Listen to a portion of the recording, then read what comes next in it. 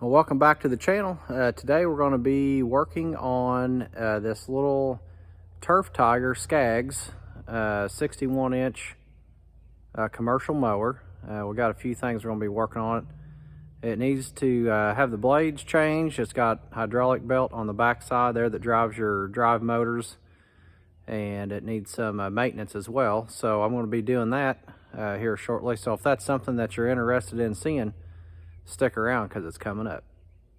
All right, so I've got the Scag's Turf Tiger unloaded off the trailer and got it pulled in here to the shop, and just going to do a quick overview on what we're going to be doing on this thing. We're going to be replacing the blades on it. The blades are completely wore out. I'll check the belt on the deck as well, and then I'll get my leaf blower. I'm going to clean all this stuff off, get all that junk out of there, grease it up good. Then over here on the back side, when the choke is pushed forward, this linkage right here is your choke, and I'm moving it right now and it's not moving. Well, if you see here, you can see the whole choke cable's moving. So there's actually a bolt that's missing right here, or a nut rather, that's going to hold that in place, that will allow that cable to move. So we'll take care of that. I'm going to flush the radiator and the whole cooling system out. We'll get some new antifreeze in there. I've got a spare battery on it right now, so we'll be putting a new battery on it. We've got right here on the bottom side, this is your hydraulic filter right there, so we're going to be replacing that with a new one. Likewise with the oil filter that's right here. And then on the back side, underneath the cover right here, is where your drive belts are at for your hydraulic pump. So you got a hydraulic pump on this side, one on that side, and it drives right off of the pulley off of the engine. And that belt's going to get replaced. In order to get to that, we've got to disconnect the linkage here on the clutch and the power cable, and then there's a belt right here that drives the deck. So once that clutch is engaged, then it will drive that bottom pulley, which drives the drive shaft to the deck. Now, if you note here, we've also got a damaged belt. So I'm gonna put two new belts in there. It takes just a little bit to get the inside belt installed, and the back belt has to come off anyway. So we might as well go ahead and replace both of those. So we'll be doing that. And then I think the last thing may be up here on the air filter, and I've already loosened these up earlier. And this is that Kawasaki 22 horsepower, and this is what I found when I went for the air filter. It doesn't have one, so that's not too good. We'll clean all of this area up. We'll get a air filter on this thing as well. So after we get done, we should be in pretty good shape. I'll pull it outside, power wash it, and then we should be good to go with, and I'll do a test drive on it as well. So I got a few parts that we're going to order, but for right now we're good to go ahead and do the belts. I've got the belt replacements for that, and over here on the bench, this is going to be your pump drive belts, 482-171. That's a OEM Scag belt, and then this will be your deck drive belt, which is 481-460. So anyway, that's what we're going to be getting into. We'll flip over here stationary, and then we'll go ahead and pull this back side off, and we'll get these back belts replaced. All right, so first thing I've done is I've went on the back side here, and I've already disconnected the wiring going to the clutch. So we'll just pull that through here. We've got to have that out of the way in order to get back in here for the belt. Next step is we're going to take off this little lock pin right here. That will allow us to remove this, which will allow our clutch to rotate, because we've got to get some clearance up in here. Next, we're going to go ahead and pull off our spring down here at the bottom. That's just going to release all of our tensions here. And I'm just going to go ahead and fish that out of here. Pretty simple, same on both ends, so if you take it off and lay it on the floor or something, it won't matter. It goes either way. So I'll do that. now that we got the tension off here, I'm gonna go ahead and fish this belt out. Let's see if I can get a view for you. So we can see the bottom pulley down here that drives the deck. Just work that out. And now I'm gonna try to rotate this to get us some clearance. Thought maybe I ought to be able to get enough clearance right there to get this thing out.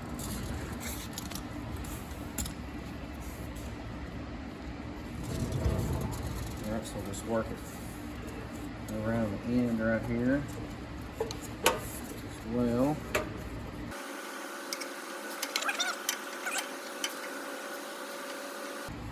It was so tight right there, I thought I would be able to spin the clutch and get us enough clearance up in here, but I'm not seeing it. So let's just go ahead and we'll just slide the clutch off here. On all my other Scags, I've been able to get that through there. I didn't have to undo the clutch. But let's go ahead and pull that off. Alright, I got my impact here.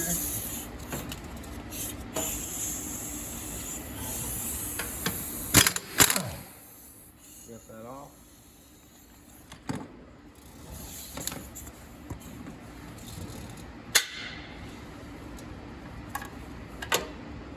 And just slide that clutch out this way. There's a keyway right there. So be careful with that so you don't lose it. Alright, so here's the belt back in here that we're primarily after. So you take a 1/2 inch breaker bar and put in the tensioner right here. You can just push down on that thing and that'll get all your pressure off of that. We'll just take this thing out.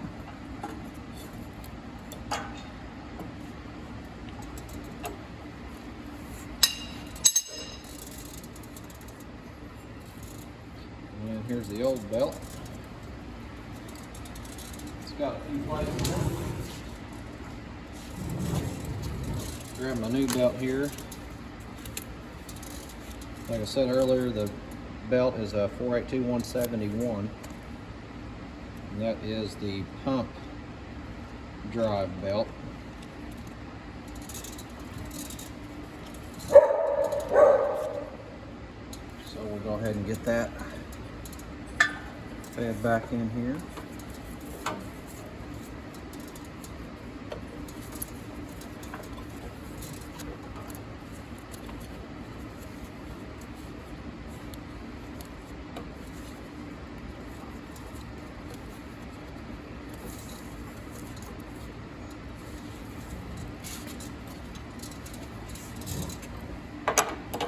Put my 1/2 inch breaker bar back on there.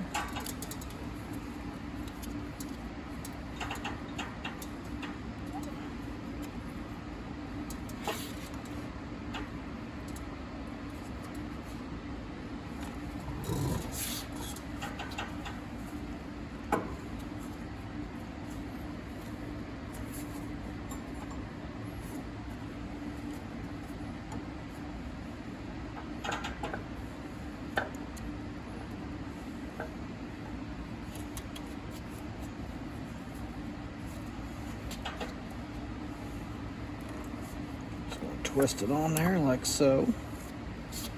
Get my pressure back off of it. All right.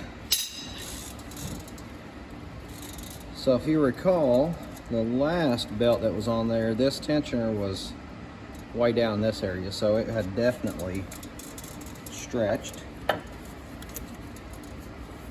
not sure everything's in good shape there. They don't give you much clearance right down here on the bottom. All right, so that looks good. We're gonna go ahead and slide the cog belt. That's what I was trying to think of earlier. we'll go ahead and slide it back in there, and then we'll slide this clutch back in place. So we'll work it down into the bottom here, around that. This is the pulley that runs up to the deck, right here on the bottom. So this is pulled backwards, so we're going to go around both of those.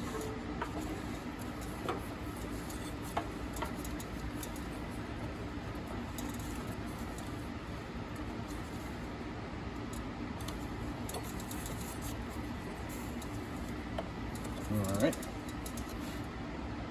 And then we'll have the clutch. Slide it back in place here as well. And our keyway has changed positioning, so I'm going to have to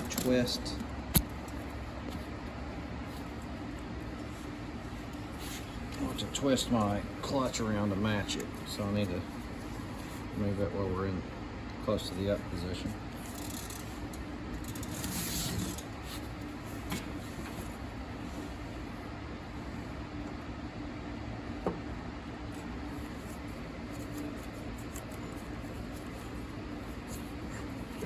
And on the back side here, I'm just sliding this belt over our clutch.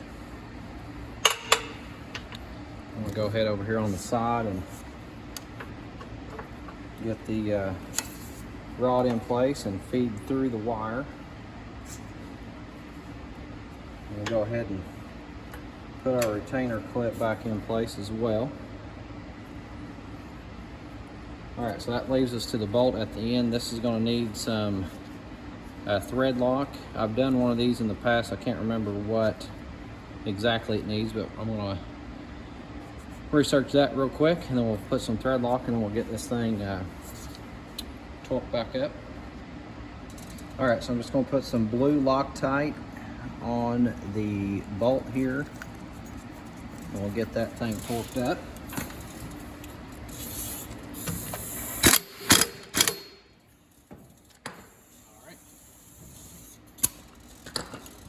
Now pretty much our last step, with the exception of plugging in the electrical supply for the clutch, is the spring. So I'm just going to loop that around the bolt that's connected to our tensioner, and then we'll slide it into place over here on this one very carefully. And this one's going to be a little bit harder because we have that new belt,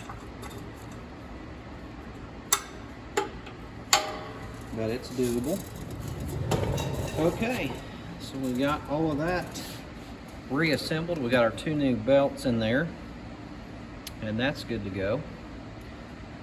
So at this point, I'm going to close up our back hatch and probably slide over to the side here and look at that hydraulic filter. I've got one of those on hand, so maybe we can go ahead and get that thing replaced and check the level of our hydraulics. Alright, so our next step is to take off this hydraulic filter, and sometimes those are kind of tricky to get into. So I've already loosened this one up, so we're just going to spin it off of here like so, and then I will slide my new one on. The new one I've got is a Wix, and it is a, it's right in the way there, it's a 51247 Wix. That's a heavy duty hydraulic filter. So we'll go ahead and spin that off. We're going to have some junk running out of that, so want to make sure to have your other filter ready to go, and that way we don't lose a lot. You can see some of that already starting to drip there, so we want to do that quick. Have your drip pan underneath that as well, so you don't make a big mess.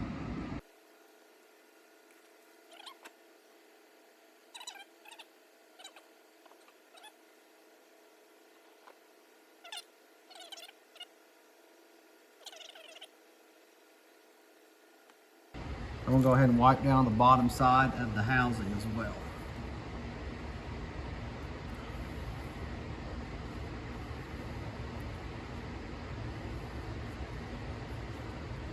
That way I know I've got a good clean surface.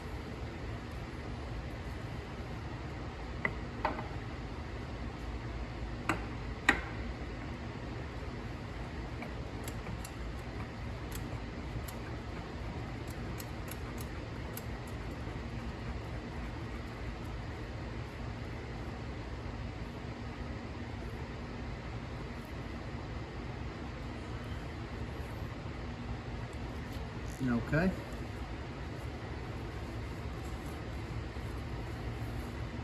We'll wipe off any excess, that way when I start this thing up, I won't get a false indication of a leak.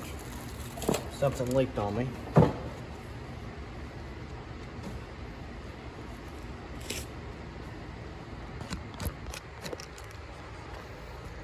So, got our new Wix filter up in there. I had a little bit of junk on the hoses right there I wiped off. And you can see on back in there, we've got stuff wrapped around our drive shaft. If you didn't know, there is a grease fitting down here on the bottom of that pulley. And I think it's on the inside, actually. Yeah, it's on that housing right there. So, if you've got one of these mowers and you're greasing it, don't forget that. That's a critical part as well. All right, hydraulic filter is replaced. Let's move around front and see what our next task is. All right, so now that we got the hydraulic filter changed, we need to check our levels here, and it will change a little bit once we fire this up because it's going to fill up that filter. But we've got our reservoir right here on the back.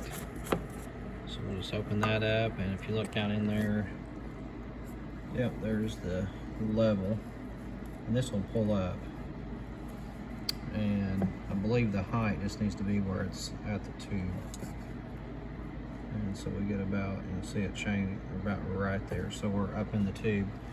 Again, that will go down a little bit once we start it up, then we'll need to probably recheck that just to make sure that we are in good shape.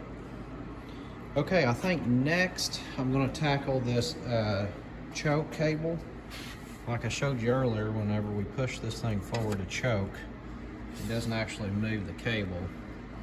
It's this one right here, it doesn't move it. And it's because this connection right here is loose. So I'm going to get that, figure out how to get that anchored. I don't know if we just need a nut on there and torque it down or what. So let me mess around with that in just a second, and we'll figure out what we do need. All right, so the bolt that runs through the fender right here, it has the little connection right here. It's got the choke cable ran through it, was loose. It's actually missing the nut, and so I'm going to put a lock washer and a nut on that.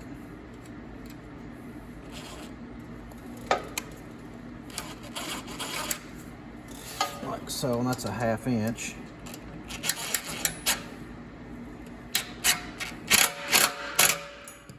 All right, so we shouldn't have that thing vibrating off anymore. All right, so I got that tightened up and I got everything back together now. So this will be your choke. And now we can see that thing is moving as it should as I move the choke lever. So I did have to readjust just a little bit on where this was connected at right here, just to make sure that we had the travel that we needed. So I got that squared away. At this point, we're kind of waiting on some materials. So I think our next step is, once we get it, is we'll go ahead and change our engine oil. So wait for that filter to come in, and then we'll get back on it.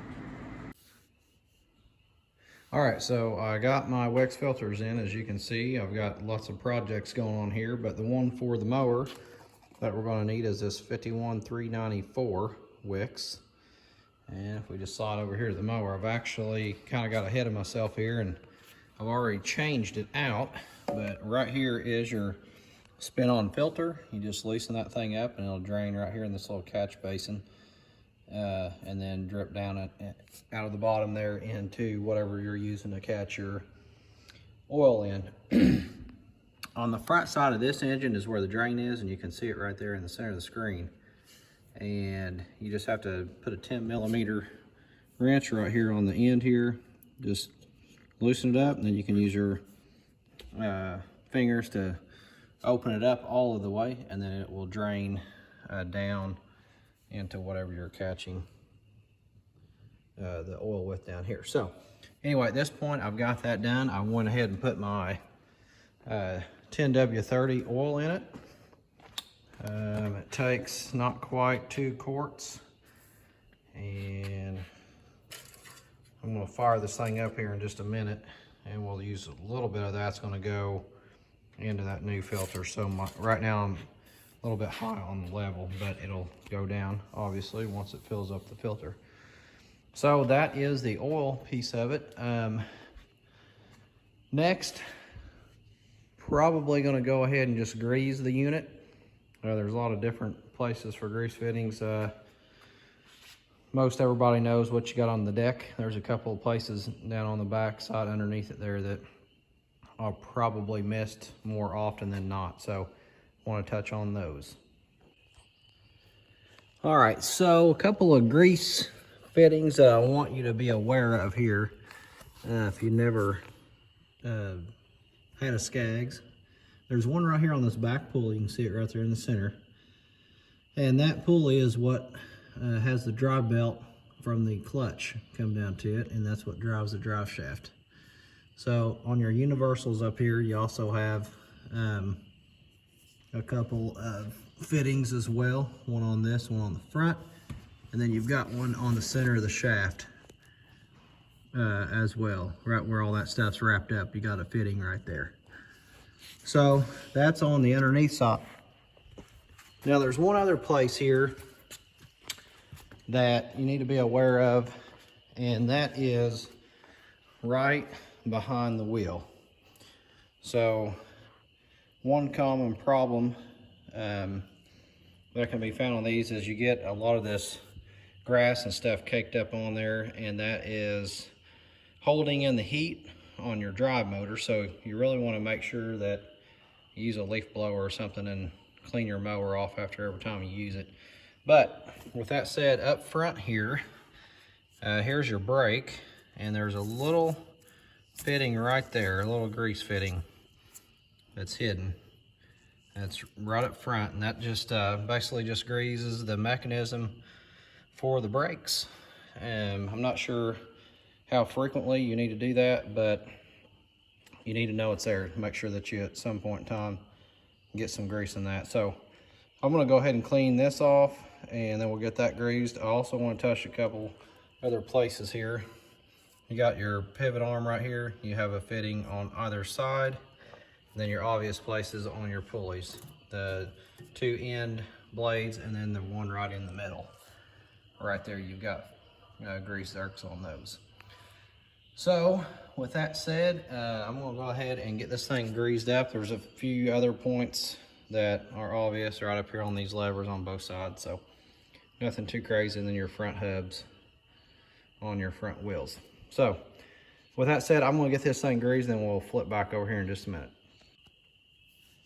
All right, so I've got everything greased except the other side there. I'm going to take that wheel off here in a bit, but I just wanted you to see the amount of junk that I cleaned off and what it should look like. I think we had stuff piled up about yay high. So there's the grease zerk I was talking about that operates the brake, and you can also get in behind here. This is hollow. You can just slide this whole piece out. That way you can get all the junk that could be down in there out of the way. So we got everything greased up front as well. So I'm going to slide over and do that other wheel, take it off, put this one on, take the other one off, and get it greased up as well. And then I'll grease up that shaft and the pulley in the back. And then that will take care of the greasing. All right, that's going to conclude the video of the Scag Turf Tiger with the Kawasaki engine on it, doing the servicing on it. One thing I did not record on this was the replacement of all three of the blades. I used the gator blades on those. Pretty straightforward, just lift it up there and then take the nut off the top side of the pulley and you will have your blade. I also did not have to completely flush out the coolant system. When I opened it up, it had nice green antifreeze in it, and it just needed to be topped off, so I topped that off as well.